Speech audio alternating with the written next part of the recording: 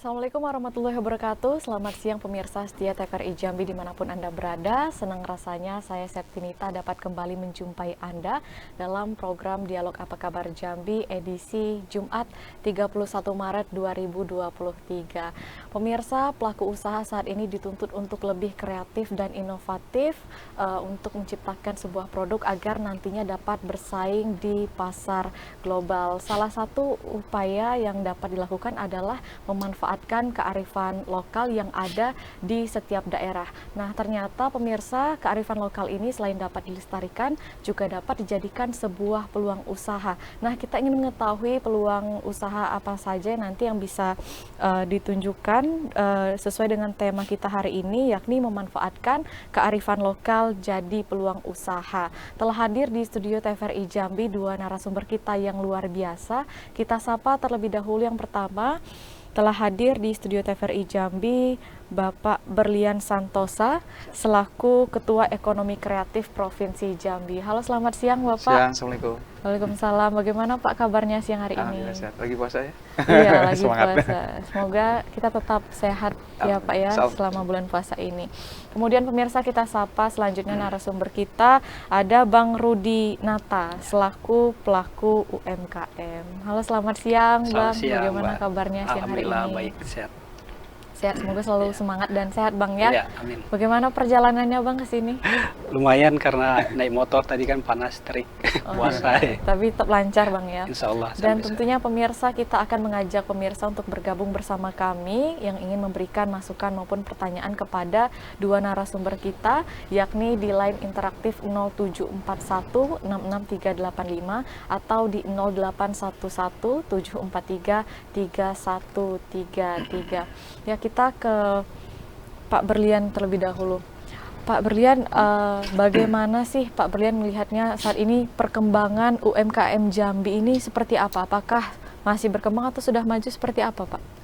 Ya, kalau kita dari pasca pandemi ya, bila kan teman-teman kan berjuang terus. Iya.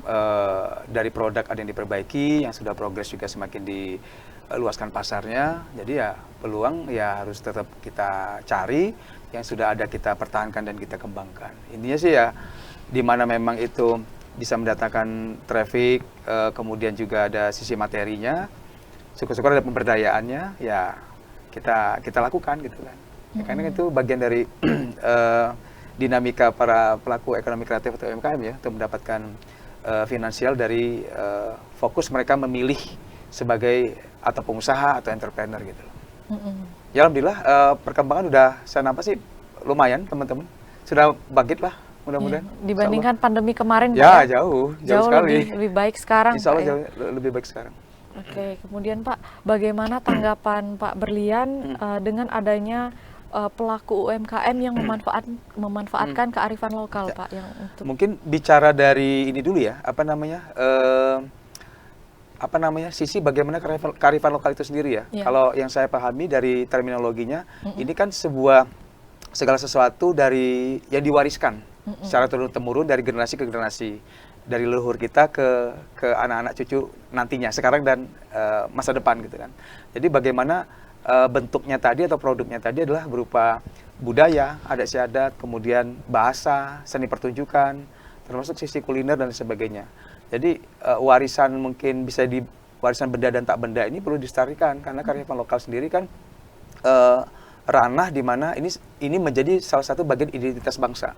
Nah, kalaupun nanti dari kearifan lokal ke depannya bisa secara dimonetize atau menghasilkan secara komersil, ya why not, kenapa tidak? Salah satu mungkin dari produk yang kita lihat di depan ini gitu kan. Sehingga memang ada bersandingnya antara kearifan lokal dengan produk yang dihasilkan dari kearifan lokal itu sendiri gitu kan.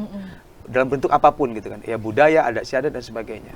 Jadi saya kira ini memacu memacu kreativitas dan adrenalin anak-anak muda ya, harusnya anak-anak muda Provinsi Jambi, bahwa resources atau sumber daya kita ini melimpah sekali ya.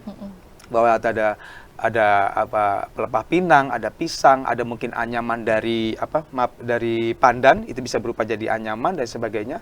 Yang tadinya itu tanaman paku-pakuan yang mungkin bagi masyarakat itu tempat tidurnya ular, nggak harus ditebang atau disingkirkan, itu bisa menjadi sebuah produk yang mengangkat lokalitas. Dan ini teman-teman dari ekonomi kreatif sudah melakukannya gitu loh. Gitu loh. Jadi peluangnya besar ya Jambi ya. Bahkan produk yang bahkan itu dimanfaatkan atau dibuang itu bisa, atau bahasanya limbah, itu bisa jadi kita berdayakan dan menghasilkan cuan lah bahasanya gitu ya. Ya tinggal kita mau atau enggak gitu loh. Baik, kita beralih ke Bang Rudi selaku pelaku UMKM. Bang Rudi ini sebagai pelaku UMKM pelepah pinang, Bang ya? Rumah Jambe gitu. Jadi produk kita adalah piring Jambe, ini piring ramah lingkungan yang kita buat dari pelepah pinang. Gitu. Ya, mungkin Bang Rudi bisa dijelaskan kenapa tertarik lebih memilih pelepah pinang ya, untuk dijadikan sebagai olahan produk. Nah, padahal kan banyak sekali kita memiliki kearifan lokal ini. Ya. Ini Pak, sebenarnya ceritanya dari produk ini adalah solusi dari permasalahan lingkungan sebenarnya. Jadi kan sama-sama kita ketahui bahwa masyarakat modern ini maunya tuh semua serba cepat, mudah, praktis, termasuk nyajiin makanan kan biasanya itu pakai wadah sekali pakai gitu kan. Nah itu selama ini tuh wadah sekali pakai ini bahan bakunya itu plastik dan styrofoam. Sama-sama kita ketahui juga bahwa limbah dari wadah plastik dan styrofoam ini sangat susah sekali untuk terurai, bahkan butuh waktu sampai ratusan tahun untuk bisa terurai kembali ke alam begitu. Kemudian di sisi lain juga wadah plastik dan styrofoam ini diduga mengandung senyawa karsinogenik yang justru malah membahayakan bagi kesehatan tubuh manusia gitu. Nah, menjawab permasalahan itulah kami memproduksi piring ramah lingkungan ini dari pelepah pinang. Nah, kenapa pilihannya jatuh kepada pelepah pinang? Itu karena di Provinsi Jambi ini sendiri ada 2 kabupaten, yaitu Tanjung Jabung Barat dan Tanjung Jabung Timur. Di sana ada ribuan hektar perkebunan pinang. Selama ini petani pinang hanya menjual buahnya saja gitu, sedangkan pelepahnya cuma dibiarkan membusuk di kebun dan belum pernah dimanfaatkan gitu. Melihat potensi inilah kami akhirnya mengambil pelepah pinang ini sebagai bahan baku untuk pembuatan wadah ramah lingkungan ini begitu. Baik, sudah berapa lama menekuni ini, Bang? Produk ini sebenarnya untuk dari risetnya sebenarnya itu sudah mulai dari tahun 2017. Ini risetnya dilakukan oleh dosen Universitas Jambi, itu Pak Dr. Syahrial dan Ibu Yernisa itu namanya. Ini dari teknologi pertanian. Nah, kalau untuk mulai menjualnya piring ini kita jual itu di Januari 2020. Jadi tepat sebelum pandemi sebenarnya. Jadi gitu, Mbak. Oke, baik. Untuk prosesnya ini belajarnya dari mana, Bang? Atau memang dari turun-temurun atau memang seperti apa? Ya, sebenarnya produk ini tuh bukan produk baru ya di dunia sebenarnya. Di India ini sudah lama produk seperti ini. Nah, begitu juga jadi dosen di teknologi pertanian ini, Pak Syaril dan Bu Yernisa ini melihat peluang ini. Mereka fokusnya ke palem-paleman gitu kan. Nah, Jambi sendiri sebenarnya ada banyak palem-paleman, ada kelapa sawit, kemudian nipa juga. Nah, salah satunya pinang. Jadi sebenarnya melihat dari situ sih ada potensi yang bisa diangkat gitu. Oke. Untuk pasokannya sendiri, Bang, tadi kan disebutkan perkebunan pinang ini adanya di Kabupaten Tanjab Barat sama Tanjab Timur. Kalau untuk dalam proses pembuatan ini, bahan bakunya didapatkan dari mana, Bang? Ya, kita kerjasama sama beberapa kelompok petani pinang yang ada di sana. Lebih tepatnya itu di Desa Teluk Kulbi, Kecamatan Betara. Jadi kita beli pelepah pinangnya dari kelompok petani pinang tersebut, begitu. Oke, berarti selalu pemasokannya dari sana, Bang ya? Aman, kalau untuk bahan bakunya aman, Mbak. Tetap proses produksinya di sini, bahan bakunya aja yang dari sana? Iya, bahan baku dari sana. Oke, kita kembali ke Pak Berlian. Pak Berlian, kita melihat ini Pak sudah menggunakan kearifan lokal dengan menggunakan pelepah pinang Pak ya sebagai produk olahan yang dijual ke pasaran. Nah, kalau Bapak melihat kearifan lokal pelepah pinang ini Pak, apakah mungkin Pak mampu menembus pasar global, nasional bahkan internasional Pak? Ya bisa aja ya. Tadi bincang-bincang di luar ini ya. Ini kan udah masuk di nanti dijelaskan di marketplace dan juga ke beberapa tempat kan. Jadi memang melihat dari sisi ini kan kita bicara produk ini kan adalah secara bisnis adalah solusi dari masalah manusia. Nah, limbah ini kan problem. Kemudian mereka menangkap dengan inovasi dan ada kreativitas. Maka jadilah seperti ini. Nah, kalau bicara dengan market atau pasar, kita melihat kalau di sini ini kan apa ya, tidak bisa didaur ulang ya, atau sekali pakai gitu kan. Ide awalnya sebenarnya ini sekali pakai Pak untuk mengganti piring plastik yang styrofoam, tapi ternyata kelebihan dari produk dari piring Jambe ini dia bisa dicuci dan dipakai ulang. Memang nggak banyak kali sih, gitu, karena tanpa pengawet gitu. Berarti memang lebih ke pangsa pasar menengah ke atas. Nah, market yang menengah ke atas itu orang-orang yang peduli dengan lingkungan, kemudian peduli dengan kesehatan, yang tidak mau misalnya yang tadi karsinogenik itu yang kanker, penyebab kanker tadi. Nah, sehingga memang ini orang-orang yang teredukasi dan peduli dengan produk-produk yang ramah lingkungan. Maka mereka tuh berada di mana? Mereka ada user yang memakai di hotel, homestay, villa, kemudian pertemuan-pertemuan yang skala yang premium dan lain sebagainya. Nah, itulah mungkin pasar-pasar yang bisa ditangkap. Saya pikir kalau untuk luar negeri, ini kan produk yang tidak mudah cepat rusak ya, dengan kemasan yang khusus. Kayak di beberapa negara kan, saya melihat dari teman-teman juga bergabung di salah satu itu di Turki ya, di Hepsi Global. Jadi Hepsi Global ini menangkap dari teman-teman salah satunya dari Angkasa Pura BUMN, bina-binaan itu tadi bergabung, dan mereka udah membuka pasar tadi. Selain fashion juga craft, dan jaringan mereka itu sampai di 11 negara Eropa.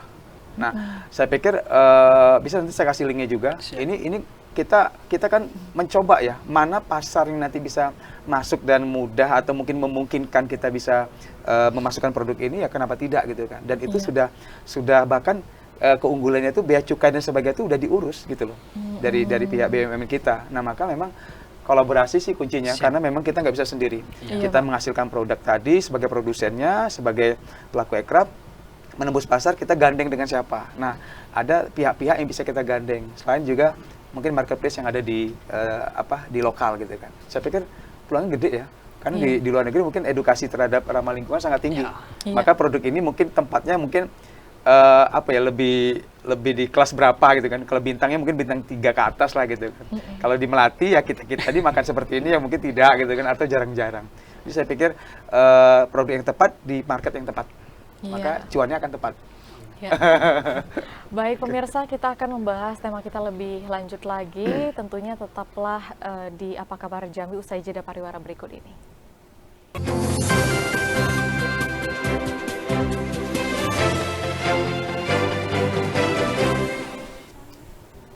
Ya pemirsa, terima kasih Anda masih bersama kami di program Apa Kabar Jambi dengan tema kita yang menarik, tentunya memanfaatkan kearifan lokal menjadi peluang usaha bersama dua narasumber kita, yakni Pak Berlian Santosa, Ketua Ekonomi Kreatif Provinsi Jambi, dan juga Bang Rudi Nata selaku pelaku UMKM. Tentunya kami juga mengajak pemirsa untuk bergabung bersama kami yang ingin memberikan pertanyaan maupun masukan di line interaktif 0741 66385 atau di 0811 743 3133. Baik, kita ke Pak Berlian. Pak, sebenarnya kan banyak sekali Pak ini pelaku UMKM yang pemula atau yang ingin baru memulai usaha, ingin mengetahui Pak, apa sih Pak peran aircraft ini sebenarnya Pak untuk pelaku UMKM? Ya, Komite Ekonomi Kreatif kan berdiri dari kita SK Gubernur ini, kita wadah besar ya, jadi kayak perahu besarnya yang menampung dan membina juga teman-teman dari komunitas, lembaga, asosiasi di dalam 17 subsektor ini kan. Ya, ada arsitektur, seni pertunjukan, film, videografi, fotografi, ini seni kriya, fashion, kuliner, dan lain sebagainya. Jadi memang belum ini ya, belum settle gitu kan. Artinya kita membuka peluang itu, artinya teman-teman yang belum masuk di Komite Aircraft pun kita juga siap untuk membina kan. Bina kelas-kelas, misalnya kelas-kelas bisnis, kemudian mentoring, coaching, lain sebagainya. Bahkan bisa bertemu saya langsung untuk bisa ngobrol tentang bisnisnya dan sebagainya. Dan ada beberapa sisi yang kita coba setelah saya kan ada membuka kelas bisnis gitu ya ke teman-teman, dan itu memang free. Yang teman-teman tadi memang sungguh-sungguh untuk memperbaiki bisnis dan scale up bisnisnya. Nah, itu ada produk dari kuliner, ada brand cake gitu kan, yang saya pikir itu nggak kalah dengan brand-brand yang udah gede. Nah, itu kita coaching mereka. Dan ketika masuk tadi, setelah di coaching tadi, mau membuat hakinya sendiri, kemudian halal MUI-nya, kemudian mengurus-ngurus izin dan sebagainya, sehingga dia udah siap sampai memilih nama brandnya tadi. Nah, yang kayak gitu kita support karena memang akan ada satu dua yang mungkin kita legitkan, di mana dari hasil binaan ini tadi teman-teman yang startup itu punya peluang yang sama dengan bahkan yang sudah senior atau udah jadi gitu loh. Nah, itu bagian bagaimana kita punya tanggung jawab moral dari apa yang sudah kita bina itu nggak lepas kan, karena kita misal selesai dari workshop selesailah sudah gitu kan.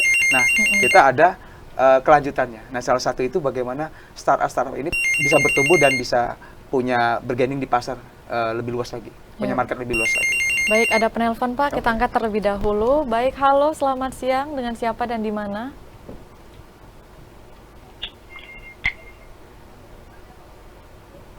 Halo, selamat siang. Ya, selamat siang juga Mbak Septinita dari Yudi di Telanai. Baik, Bapak Yudi di Telanai. Bapak Yudi ingin bertanya kepada siapa Pak? Silakan.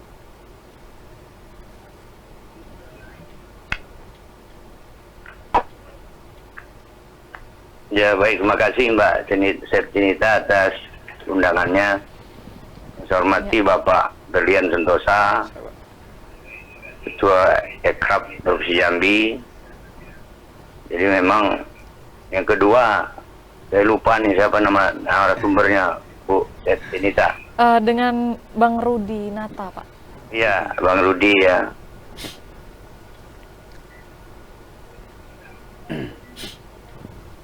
Ya, selamat siang juga Bung Rodi. Ya, selamat siang. Juga pelaku UMKM ya. Iya.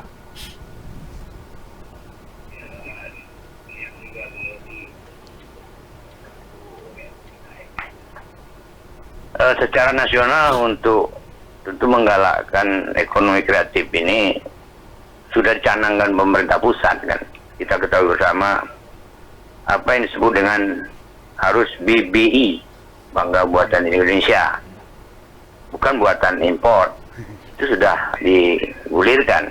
Iya. Nah, turunan itu tentu sesuai yang kita bicara sore ini adalah turunnya ada BBJ, bangga buatan Jambi atau lokal gitu.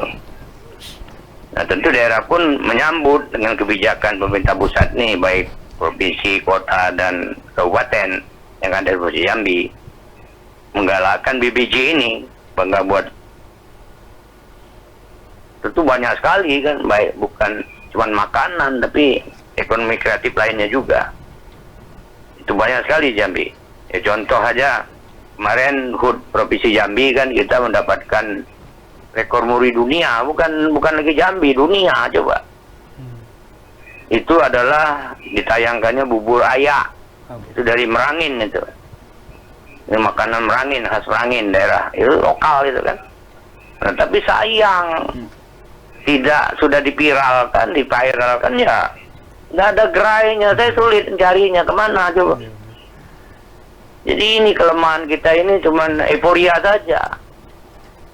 Ibu Gubernur minta diviralkan, sudah diviralkan, tapi setelah habis itu ya tenggelam. Sayang kan pernyataan dunia itu yang saya sayangkan. Nah, seharusnya ada gerainya. Nah, apalagi puasa ini kan bubur raya itu harus dimasyarakatkan kan. Itu jadi cocok dengan mendapatkan apa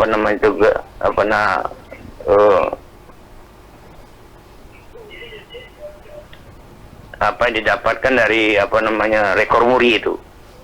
Nah, ekonomi sirkular limbah plastik ini kan kita lihat tuh di Pulau Jawa itu sudah jadi turunan, jadi sepatu, baju, jaket, sendal dan sebagainya. Jadi Jambi harus ada industri pengolah limbah plastik itu. Nah, ini kan kemarin ada interaktif Pak Maulana, seandainya dia jadi wali kota nanti dia akan membuat industri itu. Jadi kita di Jambi ini punya 11 kecamatan, 62 kelurahan, 1.900 RT. Jumlah penduduknya pun sudah 600.000 lebih. Bayangkan tuh. Jadi Talanggulo itu tidak diperluas.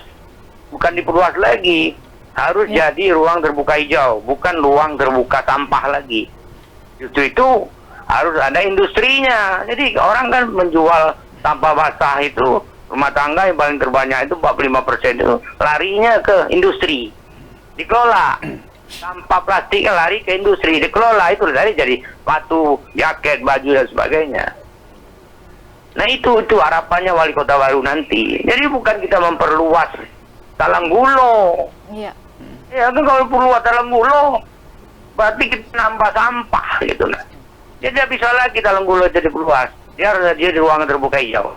Nah kembali ke Pak Berlian, saya bertanya ke Pak Berlian, apakah Pak Berlian ini ide-idenya ini ekonomi kreatif Ketua Provinsi Jambi ini sudah pernah diundang nggak dengan Gubernur, Wali Kota, Bupati? Ya, baik. Baik, Jadi terima kalau tidak kasih. diundang sama dengan bohong, kita tidak bisa bergerak tanpa ada pemerintah, Ya, baik. dukungan pemerintah. Ya, baik, Coba terima pemerintah kasih. itu jeli, kita harus BBJ, Bangga Buatan Jambi. Ya, baik. Siap. Terima kasih Pak Yudi yang sudah memberikan masukan dan juga pertanyaan kepada narasumber Pak Berlian. Baik, tadi Pak Yudi mengatakan bahwa Pak ada juga produk lokal yang tidak sampai atau sulit ditemukan Pak, dan juga mungkin tadi ada juga menyebutkan sampah plastik yang tidak dikelola. Itu tanggapan Bapak seperti apa Pak? Ya, mungkin salah satu ya, yang BBI memang kita canangkan ya kemarin setahun lalu kalau salah, bahkan sampai Menko kemaritiman itu ya datang kan ke Jambi juga. Jadi saya pikir bangga buatan Indonesia, bangga buatan Jambi ya betul, tidak hanya dalam tataran euforia, tidak hanya tataran selebrasi, hanya merayakan. Kalau bicara sini saya bicaranya BMS ya, branding, marketing dan selling. Nah, kelemahan kita adalah kita belum mempositioningkan misalnya bubur ayak tadi sebagai sebuah brand dari Jambi. Ketika ini sudah sebagai selebrasi, nextnya ngapain? Bahkan kita aja mungkin yang bubur ayak itu seperti apa, gimana gitu kan. Dan ini kan dicekoi ya, bahasa itu dicekoi, di brainwash masyarakat Provinsi Jambi bahwasanya bubur ayak adalah salah satu identitas kearifan lokal yang perlu digaungkan lagi gitu kan. Ini yang ditanyakan Pak Yudi kalau saya tangkap seperti itu kan. Maka jangan berhenti kan. Kita kan kadang berhenti di situ kan. Maka tugas-tugaslah kita bersama ya, pemangku kepentingan, pemangku kebijakan, membuat ini sebagai positioningnya. Kalau secara bisnis memang ini nempel. Oh, kalau misalnya masyarakat manapun ketika membawa wisatawan ke Jambi, selain mungkin ada bahasa katakanlah tempoyak atau apa dan sebagainya tadi, itu salah satunya adalah bubur ayak, bisa nggak menjadi andalan atau dalam pemikiran mereka itu, kami akan bawa untuk sarapannya itu ke bubur ayak gitu. Nah, masyarakat kita kalau ditanya kita aja nggak tahu gitu kan. Berarti ini belum nempel kan. Kalau positioning itu ada branding itu kayak nempel kayak plester di jidat gitu kan. Nah, kalau belum nempel berarti kan masyarakat sendiri belum tahu ini ngapain gitu loh kan. Nah, yang benar kan. Nah, makanya bersama-sama ya komunitas, asosiasi, baik pemerintah ataupun swasta dan penggerak-penggerak semuanya, ayo kita lakukan tadi, ada Pogdarwi dan sebagainya. Jadi nggak berhenti gitu kan. Dan ini sebenarnya tugas besarnya adalah pemerintah gitu kan. Bagaimana mungkin kota ini next akan menjadi city brandingnya, memang benar-benar digarap serius baik provinsi ataupun kota, sehingga memang kerja-kerja kita tuh nggak berhenti setelah sebuah selebrasi selesai gitu kan. Harus terus sih gitu kan. Dicekoi, gimana cara mencekoinya, yaitu PR kita bersama. Iya. Nah, masalah sampah ya mungkin bukan di ranah saya atau di ininya saya, tapi ya kita bicara yang simple-simple sih. Ya mungkin ini dibilang mungkin sampah ya Mas ya, Bang. Tapi next yang dilakukan para pemuda tadi kan dengan produk ini, sampah menjadi cuan. Sampah anak-anak muda menjadi produktif. Yang tadinya rebahan atau mungkin yang nggak jelas, yang ini bisa kita create, dia bisa menghasilkan uang atau lebih pede lagi. Kan bisa jadi pemuda pelopor desa dan sebagainya. Ini kan menambah kepercayaan diri kan. Bahwa memang ya kalau kita misalnya inginnya berharap dengan pemerintah ini fokus dan mendukung penuh ya maunya, tapi kan secara fakta lapangan ya nggak sebegitu mudah gitu kan. Ya sudah, kita jalan. Nah, anak-anak muda ini udah jalan. Saya pikir ya ayo yang kita yang penggerak di praktisi di lapangan kita support. Ya kita sebagai mentor atau coach yang kita bisa bantu, kita support. Yang kita biarkan. Maka tadi saya punya teman-teman yang startup yang mungkin ikut workshop tidak punya akses, kemudian juga nggak begitu berdaya lah gitu kan. Nah, ini kita ikutkan, kita dampingi dan sebagainya. Jadi tugas bersama sih saya pikir. Kalau secara utuhnya kita ingin meminta kepada pemerintah, saya pikir agak sulit ya. Jadi ya realistis saja sih saya pikir. Yang bisa kita lakukan, kita lakukan. Ya, baik pemirsa, di sini para pelaku usaha melihat limbah pertanian pelepah pinang ini Bang ya, bukan hanya sebagai limbah tapi juga dapat dimanfaatkan sebagai produk yang dapat dijual. Ini seperti produk yang ada di sini saudara, dapat dilihat di sini. Ini apa-apa aja Bang? Boleh dijelasin Bang, ini wadah apa aja? Produk kita sekarang tuh ada 10 varian sebenarnya, ada 10 tiga. varian. Ya, ada tiga bentuk mangkok dan 7 bentuk piring gitu. Piring. Jadi ini bisa untuk makanan dingin, makanan panas juga bisa, makanan kering apalagi, dan ternyata untuk makanan berkuah juga aman gitu. Jadi dia nggak bocor gini.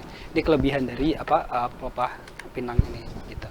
Oke Bang, di sini kan saya lihat ada motif yang berbeda Bang. Apakah ini ada pelepah yang berbeda Bang untuk memproduksi ini yang dengan yang polos sama yang bermotif ini? Jadi ini uniknya Mbak, kelebihannya dibandingkan dengan dari piring plastik dan styrofoam. Kalau piring plastik dan styrofoam itu umumnya warnanya polos putih aja. Nah, kalau pelepah pinang ini dia ada motifnya, motif alami dari pelepah pinang itu.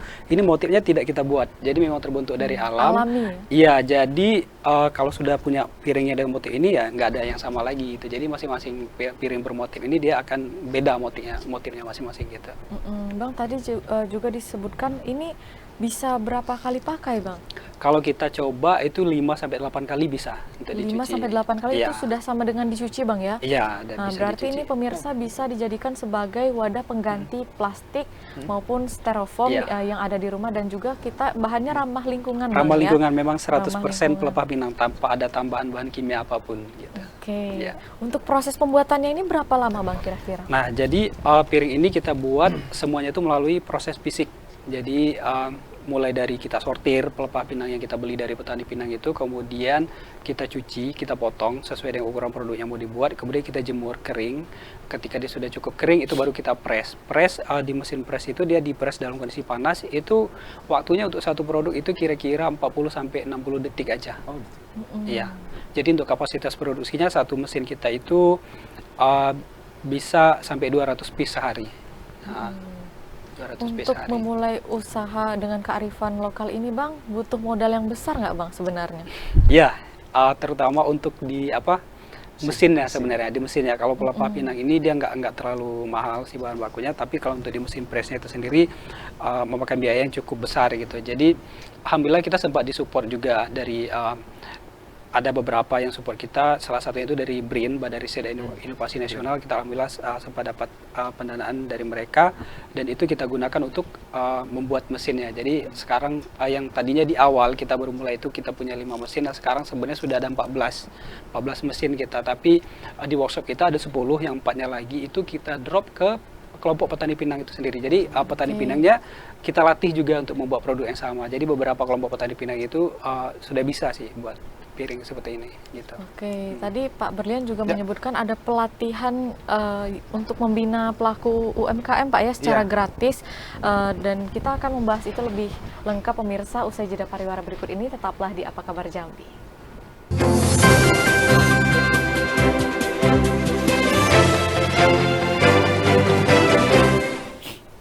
Ya baik, terima kasih pemirsa, Anda masih bersama kami di program Apa Kabar Jambi dengan tema kita memanfaatkan kearifan lokal jadi peluang usaha, dan juga dengan narasumber kita Pak Rudi Berlian Santosa dan juga Bang Rudi Nata. Baik, kita ke Pak Berlian. Pak, tadi kita sempat menyinggung pelatihan maupun pembinaan kepada para pelaku UMKM dengan akses yang gratis Pak ya. Nah, ini apakah ada syarat tertentu Pak untuk mendaftar pelatihan gratis ini? Yang kalau di ekonomi kreatif, Komite Ekonomi Kreatif itu ada pelatihan gratis dan berbayar kan. Kalau mindset yang perlu kita benerin adalah di UMKM ini adalah kalau bahasanya gratis itu main-main, kemudian dianggap sepele dan sebagainya. Nah, makanya memang ada ketika mereka memang serius kita saring lagi dan itu berbayar.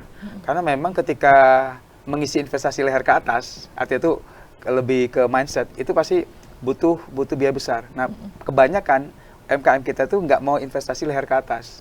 Kalau ikut workshop maunya gratisan. Padahal kalau kita juga sebagai mentor atau sebagai coach yang diminta mengajar ataupun tidak, itu kan kita belajar tuh kan mengeluarkan biaya juga kan. Bahkan kita berguru di guru-guru besar yang praktisi ya, misalnya praktisi branding, marketing, tidak hanya di Jambi, bahkan kita ke Pulau Jawa, Jakarta dan sebagainya, dan itu butuh biaya. Tapi karena memang kita minat keilmuan tadi dan setelah itu kita aplikasikan dan kebinaan kita, itu kan menjadi sebuah kelegaan ya, sebagai semacam pemberdayaan. Nah, maka memang yang gratisan itu biasanya Komite Ekraf ini ke saya itu pihak-pihak dari stakeholder, SKPD atau dinas atau lembaga apa meminta saya ada berapa kuota untuk diikutkan pelatihan gratis, misalnya kayak haki, pembuatan haki, sosialisasi haki, kemudian juga kayak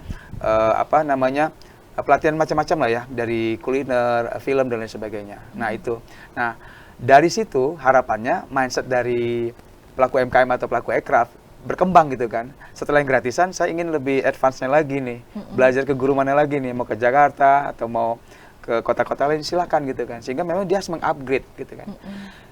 Semua orang bisa membuat produk, tapi tidak semua orang bisa menjualnya. Iya. Setuju ya? Setuju. Maka memang kita harus mikirkan kan,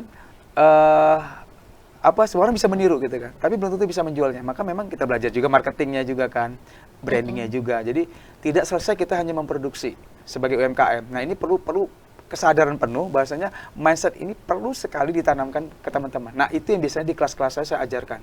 Jadi kita bicara produknya, kita bicara positioningnya, kita bicara kemasannya, marketingnya, tapi juga bagaimana mindset yang benar sebagai pelaku ekonomi kreatif atau pelaku UMKM. Sehingga memang dia siap scale up. Ya contoh misalnya gini, oh kita euforia ada tawaran untuk ekspor, merasa bisa nih gitu kan. Ternyata ketika diminta sekian ton dalam waktu 2 minggu, udah nyerah, mundur. Nah artinya kan nggak siap gitu kan. Nah apalagi kalau produknya belum beres. Nah produk belum beresnya apa? Kemasannya mungkin belum bagus, belum eye catching. Kalau ini kan salah udah eye catching kan. Nah hal yang ini saja fundamental, produk belum beres, kita bicara ekspor, maka saya banyak melihat teman-teman itu ya yang nggak siap gitu loh. Nah, kita siapkanlah fundamental dari bisnis kita gitu, dari usaha kita, sehingga memang seluruh komponen tadi sebagai pelaku ekonomi kreatif kita siap berperang di kancah manapun, baik di global ataupun lokal. Nah kayak gini kan tinggal mungkin perang pasarnya kali ya, cari marketnya, kita buka pasar dan sebagainya. Nah peran-peran lembaga yang sudah jadi di Provinsi Jambi kan udah banyak ya. Saya nggak usah sebut lah ya, selain Komite Ekonomi Kreatif udah banyak kan, sudah puluhan tahun kan. Nah mereka harus turun ke lapangan, melihat ini dan ambil peran. Oh ada seperti ini, silakan hubungi ini dan sebagainya ini. Ya kalau kita kan aksesnya juga terbatas. Jadi apa yang bisa kita sampaikan, kita lakukan. Nah maka memang lembaga-lembaga yang sudah kuat, sudah settle dan pendanaan itu kuat, ya bantu dong teman-teman startup, teman-teman yang bisa membuka pasar tadi. Kita juga punya Dekranasda, ada ruang pajang gitu kan. Nah yang Dekran sendiri juga insya Allah mungkin bisa membantu ini gitu kan, secara penuh gitu kan. Jadi saya pikir kolaborasi ini penting sekali dan bagaimana pimpinan tertinggi kita, baik itu di tingkat wali kota ataupun bupati ataupun provinsi atau gubernur, benar-benar secara pasang badan gitu kan. Contoh misal seperti ini, bagaimana kalau beliau tadi makan menggunakan piring dari Pelepah Pinang ini selama 1 pekan. Apa dampak yang terjadi ketika masyarakat melihat tokohnya yang tertinggi di provinsi ini mengedukasi masyarakat dengan menggunakan produk yang ramah lingkungan. Nah, masalah pasar dan sebagainya kita bisa dicarikan. Ternyata kepedulian dari tokoh kita ini akan membuktikan pada masyarakat, oh kita aja diajarkan untuk ramah lingkungan. Kenapa enggak? Misalnya hotel, kafe-kafe, atau mungkin bisa dilempar nanti ke pasar-pasar Bali dan Jogja, itu menggunakan produk lokal tadi. Maka BBI dengan BBC akan nyambung. Nah, kalau misalnya bangga buatan impor, BBJ-nya udah di-delete, udah dicoret gitu kan. Kan sayang kan produk teman-teman. Ada anyaman dari tadi pandan, ada yang juga dari resam juga. Ini kan banyak hal ya yang perlu diinikan. Nah, salah satunya mungkin penokohan kita ini penting sekali untuk mendukung secara penuh produk lokal tadi, sehingga memang kearifan lokal ini tetap terjaga. Baik, kita kembali ke Bang Rudi ya Pak ya. Oke, Bang Rudi tadi sudah dijelaskan dari proses penyortiran pelepah sampai ke produksi Bang. Untuk proses pemasarannya seperti apa Bang? Pemasaran kita alhamdulillah udah jual di marketplace yang hijau sama yang oranye di Indonesia. Kemudian juga sudah produk kita juga udah masuk ke Ina Export gitu sih. Oke, kalau untuk pengemasannya Bang keluar daerah, ini apakah aman Bang? Apalagi kan tadi saya melihat pelepah ini tidak terlalu ini Bang ya? Maksudnya tidak terlalu jadi kokoh. Sebenarnya agak sedikit kontradiktif untuk di masalah pengemasannya Pak. Jadi kita memang ceritanya produk ini tuh ramah lingkungan, pengganti plastik dan styrofoam. Tapi faktanya untuk pengiriman jauh kita memang masih membutuhkan plastik untuk ngemasnya. Karena masih plastik yang saat ini kita anggap, kita lihat juga ini yang bisa nahan uap air gitu. Jadi produk ini tuh nggak nyerap air lagi gitu. Apalagi kan kalau seandainya pengiriman jauh ini kita agak khawatir ya kalau mungkin tak kena hujan, kena apa gitu kan. Nah karena memang piring ini tuh nggak ada tambahan bahan pengawetnya gitu, anti jamur semacam itu nggak ada. Jadi memang kalau dia lembab atau basah itu memang masih ada kemungkinan tumbuh jamur. Makanya untuk pengiriman jauh kita memang pastiin produk ini tuh memang benar-benar kering gitu. Makanya masih menggunakan plastik, kita gunakan plastik wrap gitu. Oh, berarti ini akan lebih bertahan lama kalau produknya kering, Bang, ya? Iya, benar. Kalau dia dalam kondisi yang kering itu bahkan sampai 1 tahun pun dia nggak rusak. Oke, berarti kalau untuk setelah mencuci langsung harus dikeringkan, Benar, Bang? jadi bisa dikeringkan dengan cara dijemur atau dimasukkan dalam oven dengan suhu rendah aja, di kisaran 50-60 derajat itu udah cukup. Oke, Bang, tadi juga udah dijelaskan dari proses penyortiran pelepas sampai pemasaran ini. Apakah ada kendala-kendala, Bang, dari proses penyortiran sampai dengan pemasaran? Kalau untuk mulai dari penyediaan bahan bakunya sebenarnya sampai ke proses produksi nggak ada kendala sebenarnya, Pak. Cuman di pemasarannya setelah pandemi ini kita memang agak sedikit kesulitan sebenarnya. Karena sebelum pandemi itu alhamdulillah penjualannya sangat bagus sekali, tapi ketika pandemi kan banyak restoran, kafe yang tutup gitu kan, jadi nggak boleh ada yang dine in, biasanya banyak yang take away juga gitu. Jadi waktu itu sih penjualannya menurun gitu. Sampai sekarang sebenarnya kita memang lagi usaha untuk pemasarannya gitu. Oke, kalau untuk dari Bang Rudi nih sebagai pelaku UMKM, apakah sudah mengikuti pameran-pameran atau event, Bang, mungkin? Alhamdulillah kalau untuk di Indonesia sendiri sudah pernah ikut di beberapa sih, ada yang juga dari Kemenparekraf, itu ada kegiatan apresiasi kreasi Indonesia, waktu itu di Jamtos beberapa hari kita ikut, alhamdulillah kita jadi finalis juga di situ. Kemudian dari WhatsApp Bisnis sendiri waktu itu di Jakarta, alhamdulillah kita diundang dan difasilitasi, itu kita disediain stand sangat rapi sekali, sebenarnya standnya bagus sekali gitu, Mbak. Oke, sudah mengikuti event atau pameran, Bang, ya? Nah, Ya. kalau untuk produknya ini sudah menembus kemana saja, Bang? Kalau untuk di Indonesia sendiri, yang beli produk kita itu rata-rata dari Pulau Jawa dan Bali. Kemudian untuk sampelnya sendiri sebenarnya sudah sampai ke Korea Selatan juga. Korea Selatan, Singapura, Australia, sudah ada sampai sana. Sudah sampai tembus ke luar negeri, Bang, ya, untuk Iya, sampel. Nah, sampel iya. ini bertujuan untuk apa, Bang? Gimana? Pengiriman sampel ini bertujuan untuk apa Ya, sebenarnya? sebenarnya di sana produk kita itu sebenarnya dijual lagi gitu. Jadi dari yang beli produk kita sampai di sana itu jual lagi. Nah, jadi sampel ini mereka mau lihat dulu kualitas dari produk kita seperti apa, apakah memang layak untuk dipasarkan di sana, begitu. Oke, Bang, tadi Pak Berlian maksud kami. Pak Berlian tadi kami ada menyebutkan menyinggung mengikuti event atau pameran, Pak. Kalau dari Ekraf sendiri, Pak, bagaimana peran untuk mendorong UMKM ini untuk mengikuti pameran atau event ini, Pak? Rata-rata mereka sudah jadi ya, jadi langsung dinasnya yang minta atau kementerian yang minta. Oke. Kan tadi kita ini wadah besar gitu kan, jadi bukan dengan ada Ekraf ini kita akan menyaingi komunitas lain yang sudah jadi, bisa komunitas batik, komunitas anyaman dan sebagainya. Jadi wadah besar yang nanti kita bisa memfasilitasi mentoring, kemudian pembinaan dan sebagainya. Wadah besar semuanya dari komunitas UMKM atau pelaku ekonomi kreatif provinsi seperti itu. Jadi mereka udah punya channel sendiri, udah dari pihak-pihak kementerian dan lain sebagainya. Sehingga lebih enak, paling laporan, kita ngikutin acara ini, ajak dong yang teman-teman startup.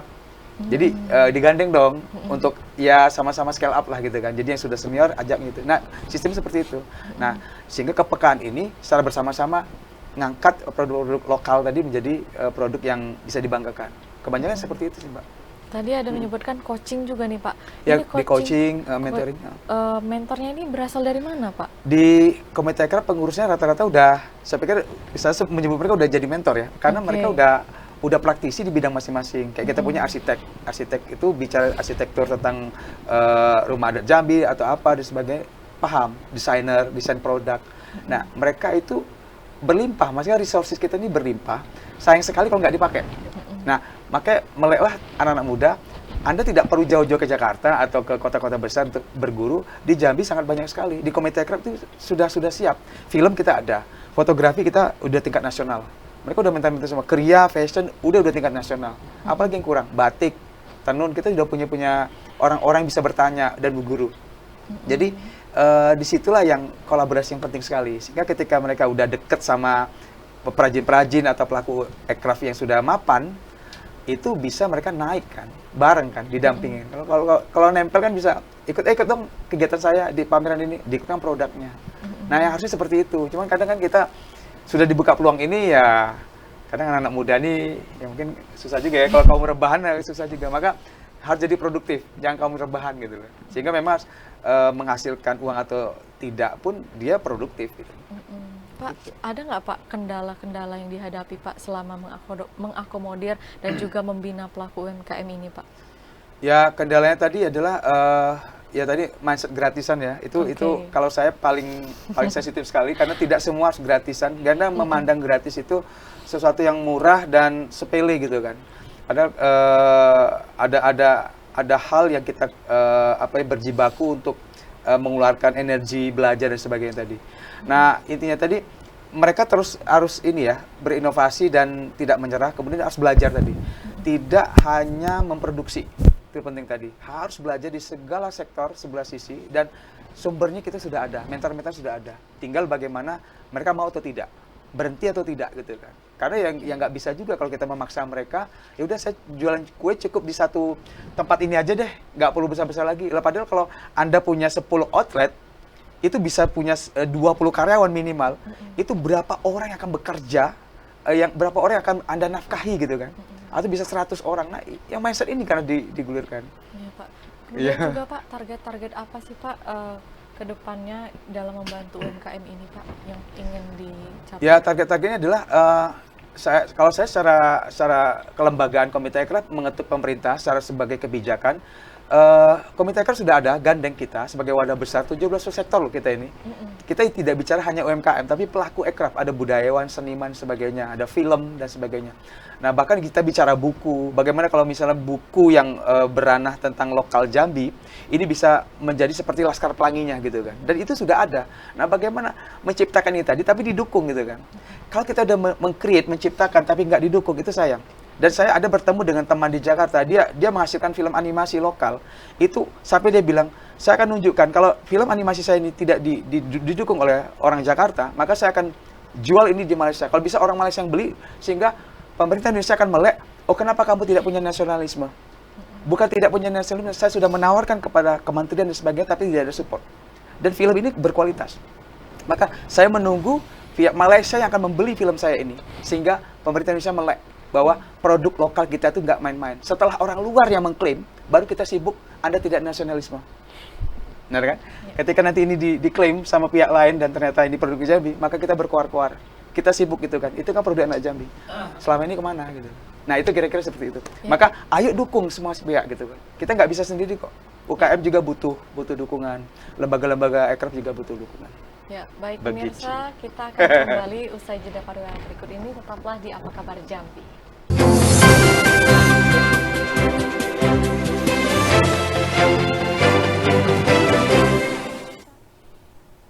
Ya pemirsa, terima kasih Anda masih bersama kami di Apa Kabar Jambi. Tidak terasa pemirsa, kita sudah memasuki segmen terakhir dan kita akan meminta closing statement dari kedua narasumber kita. Kita bisa meminta kepada Pak Berlian terlebih dahulu. Silakan Pak, closing statementnya. Closing statementnya adalah apa ya? Pertama adalah kami Komite Ekonomi Kreatif dengan 17 subsektor wadah besar tadi yang dengan SK Gubernur ini sudah menunggu teman-teman UKM pelaku Ekraf di seluruh provinsi Jambi. Maka pemerintah dukung kami ini sebagai lembaga resmi pemerintah untuk menggerakkan lagi banyak hal terhadap UMKM dan pelaku Ekraf. Sehingga mereka sudah menunggu kami bergerak ini benar-benar pemerintah tidak lepas tangan gitu kan. Baik itu pendanaan, baik itu akses dan sebagainya. Karena kami akan membawa teman-teman tadi untuk scale up dan lebih besar lagi. Yang kedua adalah bagaimana memang